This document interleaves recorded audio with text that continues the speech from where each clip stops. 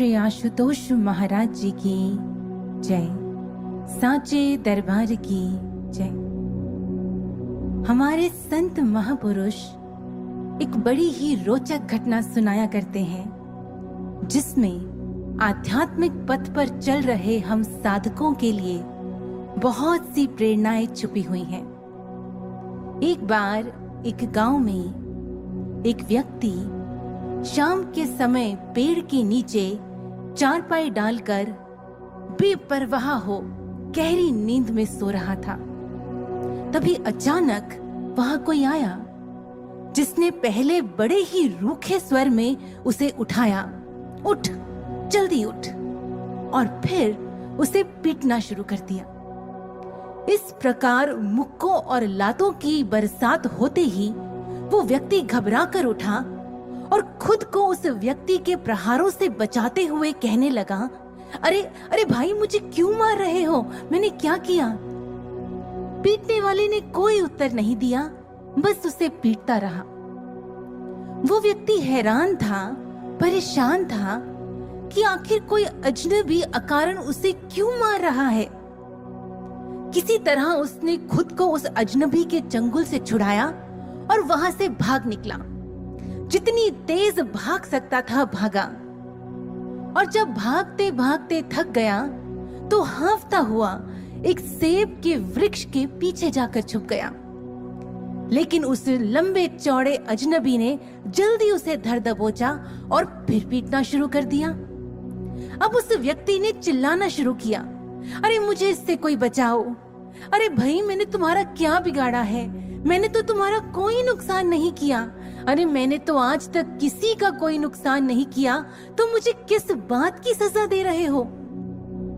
उस अजनबी ने उसकी सारी बातों को नजरअंदाज करते हुए अब तलवार निकाल ली और उसकी गर्दन पर रखते हुए कहता है, ये जो सेब पड़े हैं ना जमीन पर, इन गले सड़े सेबों को खाना शुरू कर। लेकिन क्यों?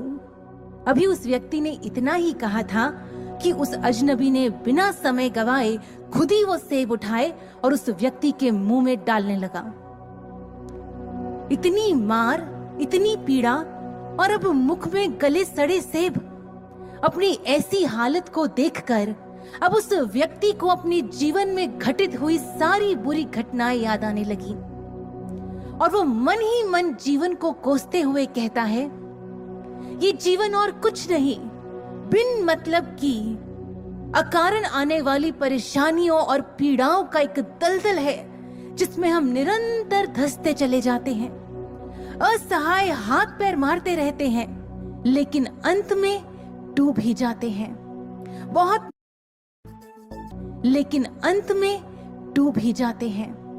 बहुत नकारात्मक और निराश हो गया।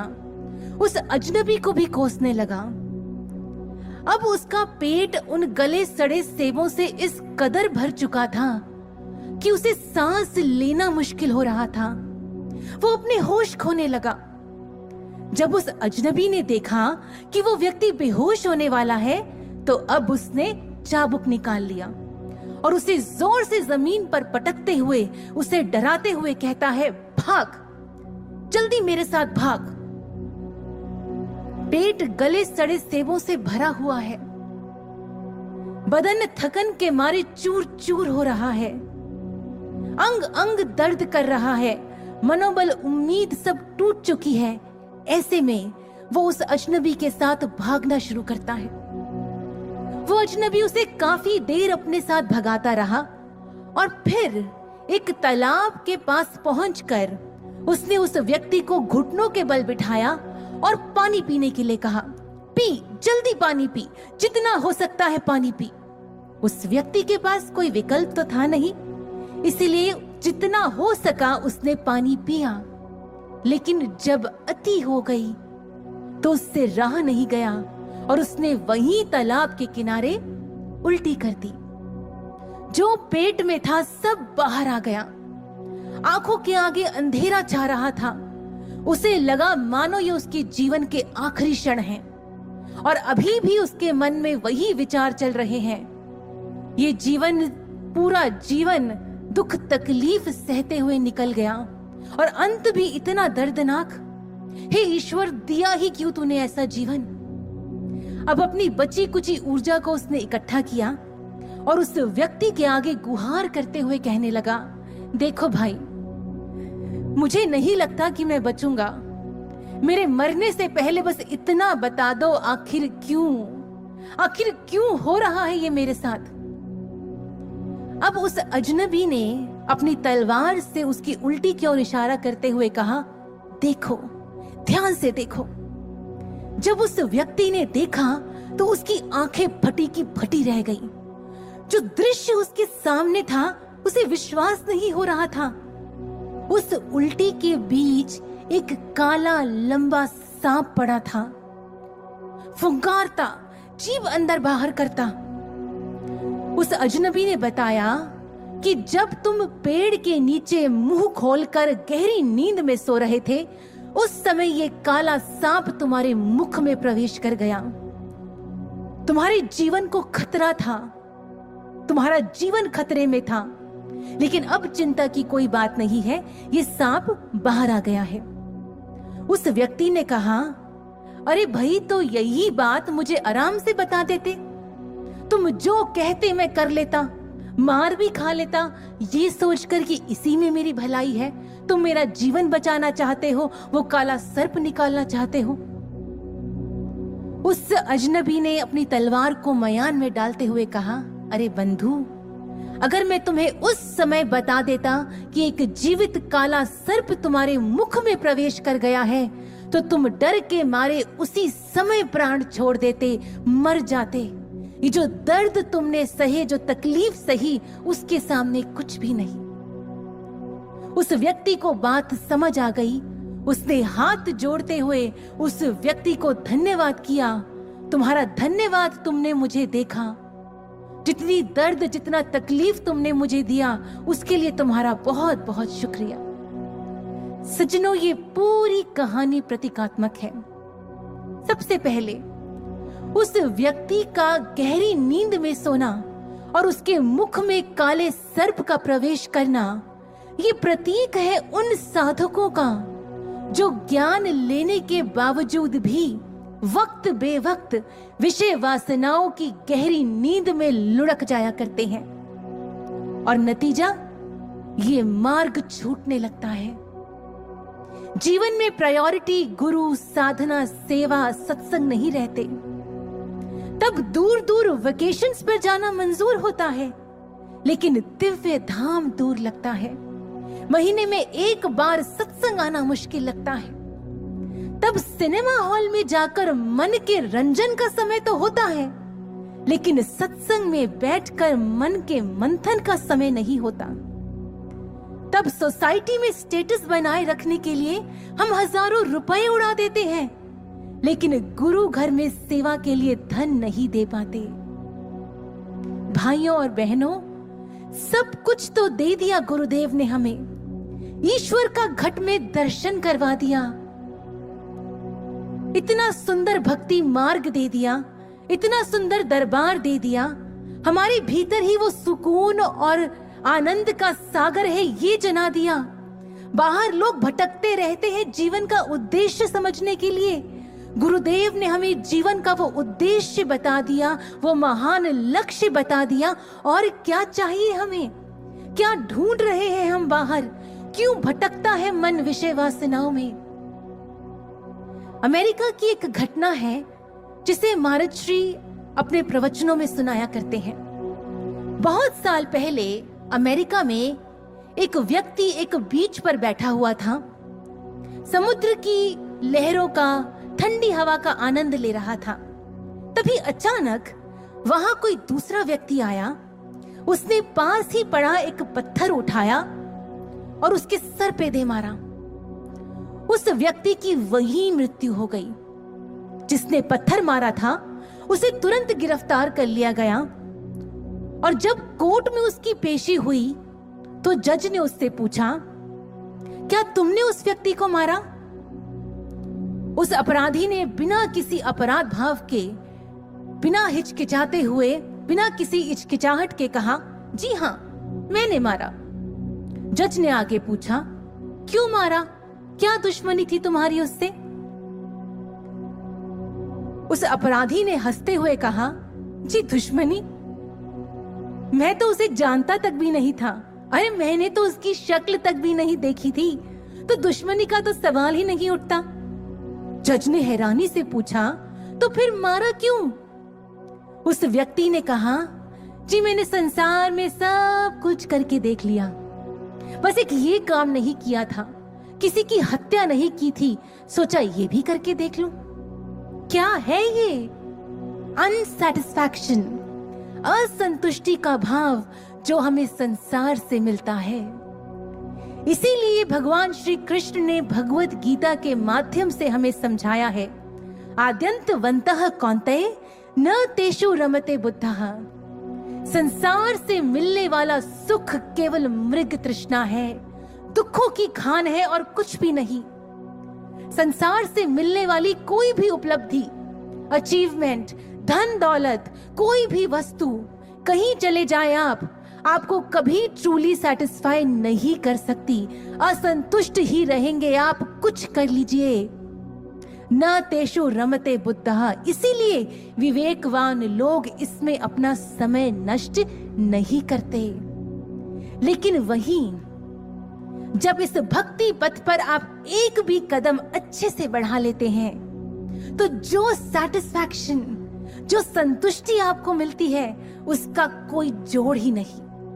आप स्वयं बताएं, जिस दिन साधना अच्छे से हो जाती है, आपका ध्यान अच्छे से लग जाता है, तो जो आनंद का झरना भीतर फूटता है, वो आपकी पर्सनालिटी में झलकने लगता है। उस दिन एक स्मित मुस्कान रहती है आपके चेहरे पर, सुलझे हुए हल्का महसूस करते हैं आप, मन शांत रहता है, आनंद में रहते हैं आप। अगर आपने किसी को ब्रह्म ज्ञान का संदेश दिया, किसी को सत्संग सुनाया, और अगर वो व्यक्ति ज्ञान लेकर इस मार्ग पर अच्छे से चलने लगे, तो जितनी बार आप उस व्यक्ति को आश्रम में सत्संग सुनते, सेवा करते देखते हैं, तो एक अलग सी डिवाइन फीलिंग होती है मन को, एक अलग सी संतुष्टि होती है मन में। और जब महाराज जी के दर्शन मिल जाया करते थे, उनकी एक झलक हमें भीतर तक ठंडक पहुंचा देती थी।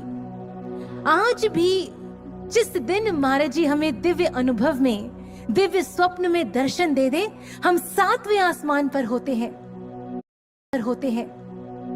जो सैटिस्फैक्शन हमें महसूस होती है, our soul truly gets satisfied. ये है संतुष्टि, ये है रियल सैटिस्फैक्शन। लेकिन ये अवस्था हमेशा नहीं रह पाती, क्योंकि हम ढील दे देते हैं, हम सजग और सतर्क नहीं रह पाते। सज्जनों, इस समय हमारी सतर्कता का लेवल ठीक वैसा होना चाहिए जैसा एक किसान का होता है जब उसकी फसल पक कर तैयार हो जाती है। किसान की बीज बोने से लेकर उसकी फसल पकने तक जो पूरी जर्नी है, it is with our spiritual journey. कैसे? जब किसान बीज बोता है, तो वो ये जानता है कि वो बीज पनप सके, उसके लिए सूर्य के प्रकाश के साथ साथ खाद और पानी की भी आवश्यकता है। इसीलिए वो अपने घर से समय समय पर आकर अपने खेत में खाद और पानी डालता है। ठीक इसी प्रकार जो ज्ञान हमें बीज रूप में महाराज श्री से प्राप्त हुआ है, वो ज्ञान रूपी बीज पनप सके, इसके लिए गुरु कृपा रूपी प्रकाश के साथ साथ हमें इस पर सत्संग रूपी खाद और साधना रूपी पानी भी डालना होता है, जो हम डालते हैं। अब जैसे ही उस बीज में से अंकुर फूटता है, पौधा निकलता है, तो उसे देखकर किसान के भीतर एक अलग ही खुशी की लहर उठती है। अब उसका और ज्यादा ध्यान खेत की तरफ हो जाता है, ताकि कोई पशु पक्षी, कोई जानवर उसके खेत को नुकसान ना पहुंचा दे। ठीक ऐसे ही जब हम इस मार्ग पर आगे बढ़ते हैं, हमारे भीतर उस भक्ति रूपी बीज का अंकुर फूटता है, हमारे भीतर शुभ संस्कारों का, गुरु प्रेम का अंकुर फूटता है, तो हमें मजा आने लगता है। हमें इस मार्ग पर और अच्छे से आगे बढ़ने लगते हैं। हमारा इंटरेस्ट बढ़ता है भक्ति मार्ग की ओर। हम और अच्छे से सेवाओं में, साधना में, सत्संग में इन्वॉल्व होने लगते हैं। अब जैसे जैसे फसल बढ़ती है तो किसान का ध्यान और ज्यादा खेत की तरफ आ जाता है। अब वो जल्दी जल्दी खेत पर आने लगता है। अब घर छूटता चला जा रहा है और खेत नजदीक आता चला जा रहा है। और जब फसल पककर तैयार हो जाती है तो आप देखेंगे कि संसार के बाकी सारे काम सेकेंडरी हो जाते हैं। अब उसका पूरा ध्यान अपनी फसल की ओर होता है। अब वो रात को भी अपने खेत पर ही सोता है, मचान पर चढ़कर रात भर पहरेदारी करता है कि कहीं कोई उसकी फसल को लूट ना ले। फाइनल एफर्ट्स में कोई कमी नहीं छोड़ता। जब तक फसल को काट कर घर तक नहीं ले जाता तब तक चैन से नहीं बैठता। एक छोटी सी फसल को प्राप्त करने के लिए किसान कितनी मेहनत करता है, कितनी सजगता और सतर्कता से कार्य करता है। हमारी भक्ति रूपी फसल, जिसकी कीमत 3 लोक की संपदा से भी ज्यादा महान है, जब उसे प्राप्त करने के लिए फाइनल एफर्ट्स करने की बारी आई है तो हम चूक रहे हैं सज्जनों। हमारी ये बेशकीमती भक्ति रूपी फसल, जिसे महाराज श्री ने इतने वर्षों से, खासकर पिछले 9 वर्षों से अपनी समाधि के तपोबल के प्रकाश से सींचा है, किस तरह महाराज श्री हमें यहाँ तक लेकर आए हैं, कितनी मेहनत की है एक एक शिष्य के ऊपर, हम सब जानते हैं। हमने भी निरंतर प्रयास किए हैं। और अब जब समय बहुत कम रह गया है, महाराज जी शीघ्र ही समाधि से उठने वाले हैं, तो अपनी उस फसल की सुरक्षा करने के लिए कितनी सजगता और सतर्कता से हमें कार्य करना होगा, कैसी पहरेदारी करनी होगी, हमें किस स्तर की सजगता होनी चाहिए, हमारी कैसी पहरेदारी करनी होगी और कैसे करेंगे आप पहरेदारी। अपने भीतर अनासक्ति और वैराग्य को जन्म दे। अब संसार को दूर करना होगा और गुरु को और गुरु घर को नजदीक लाना होगा, ताकि सांसारिक विषय वासनाएं हमारी इस भक्ति रूपी फसल को नुकसान ना पहुंचा पाए और समय आने पर हम इसका लाभ ले सकें। सज्जनों, बिना वैराग्य के भक्ति करना संभव ही नहीं। हम ये नहीं कह रहे कि आप संसार के सारे काम छोड़कर केवल ध्यान, साधना, सत्संग, सेवा में ही लग जाएं। राजा जनक सोने के सिंहासन पर बैठते थे, सोने के पलंग पर सोते थे, लेकिन विदेह कहलाए। विदेह यानी संसार से विरक्त, अनासक्त हो, वैराग्य पूर्ण हो राज्य किया उन्होंने। वो ऐसे साधक थे जो संसार के भीतर रहे, लेकिन संसार उनके भीतर नहीं रहा। अनासक्त हो, वैराग्य पूर्ण हो, संसार के सभी कार्यों को करते हुए, सजग सतर्क रहते हुए जब हम इस मार्ग पर आगे बढ़ते हैं तो विकारों रूपी काले सर्प हमारे भीतर प्रवेश नहीं कर पाते और गुरु दरबार हमसे कभी दूर नहीं होते। दूसरी बात, उस पूरे घटनाक्रम में अगर आपने ध्यान दिया हो तो उस व्यक्ति की वेदना, तकलीफ और परेशानी का कारण उस अजनबी द्वारा दी गई शारीरिक चोट से ज्यादा उसकी सेल्फ इम्पोज्ड मानसिक यातना थी, जिसका कारण था उसकी यह सोच कि जिस विषम परिस्थिति में वो है, जो उसके साथ हो रहा है वो उसे डिजर्व ही नहीं करता, उसके साथ गलत हो रहा है, अन्याय हो रहा है, अकारण हो रहा है। और इस कारण से और इस सोच की वजह से वो ईश्वर को दोष देता है, जीवन को दोष देता है, नकारात्मक हो जाता है, उस अजनबी को कोसता है। और उसकी इस सोच का आधार क्या है? उसका गुमान कि जितना उसे पता है, जो उसकी नजरों के सामने है, जितना वो जागृत अवस्था में एक्सपीरियंस कर रहा है, केवल उतना ही सत्य है। लेकिन ऐसा है क्या? क्या ऐसा था? जो नींद में उसके साथ हुआ उससे वो अनजान था, अपने भीतर छुपे काले सर्प से वो अनजान था।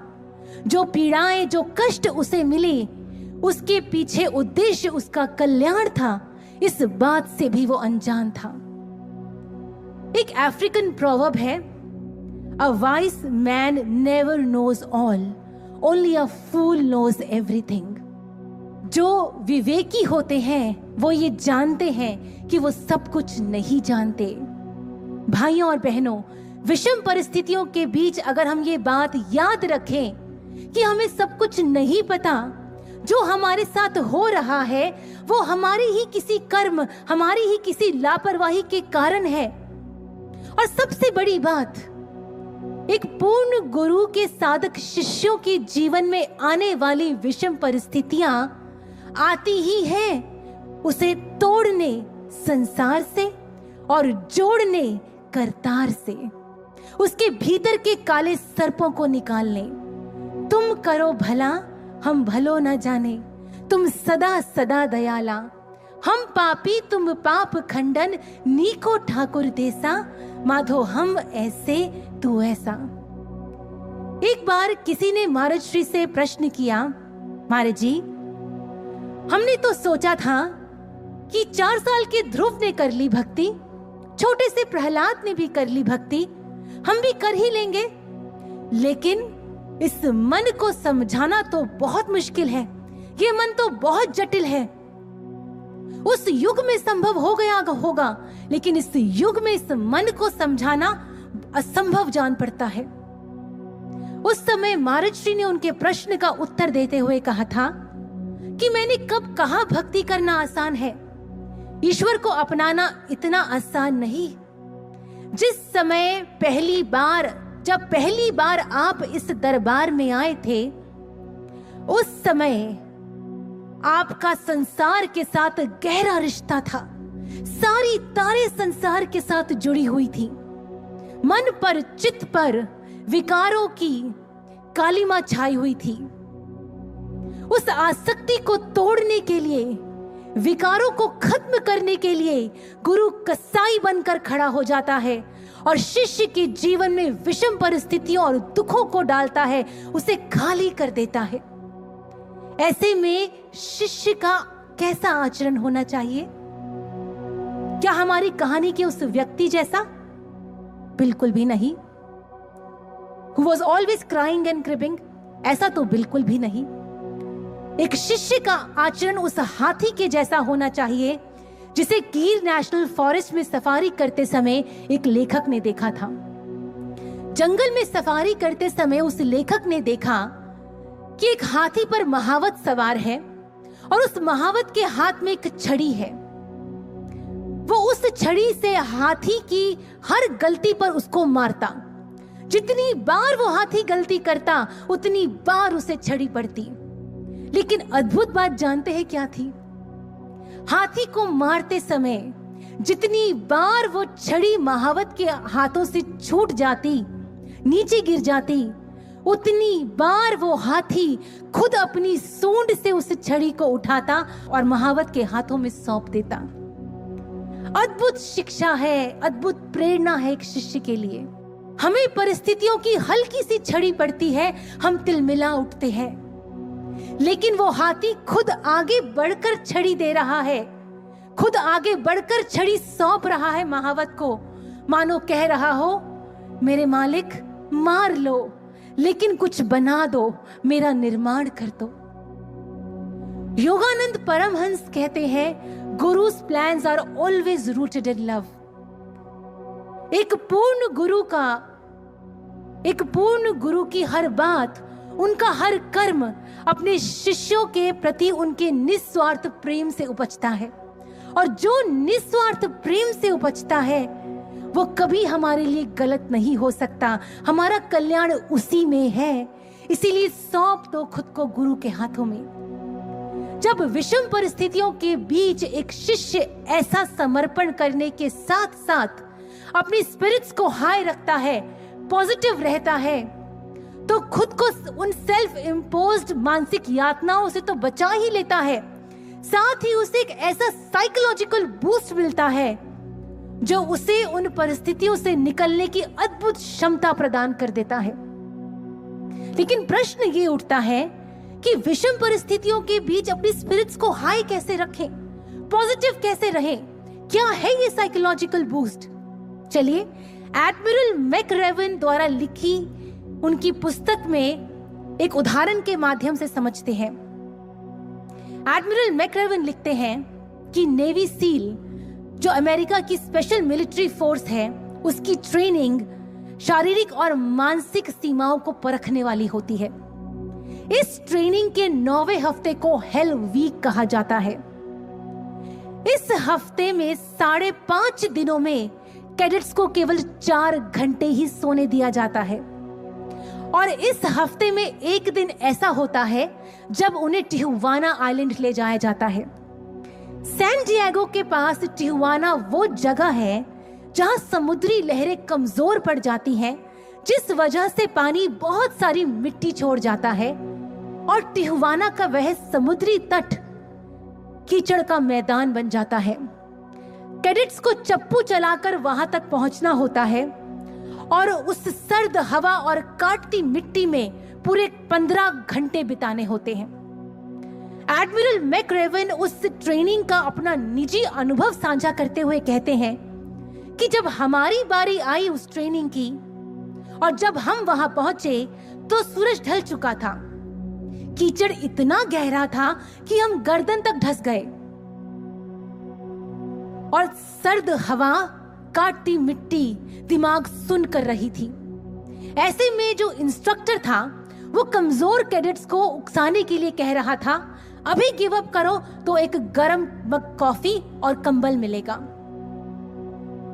जब 7 घंटे बीत गए तो इंस्ट्रक्टर ने कहा, जब तक तुम्हारे ग्रुप में से 5 लोग क्विट नहीं करते तब तक ऐसे ही इस काटती मिट्टी और सर्द हवा में इसी प्रकार इस कीचड़ में बैठे रहना पड़ेगा। अभी ट्रेनिंग के 8 घंटे बाकी थे। हम 3 दिन से सोए नहीं थे।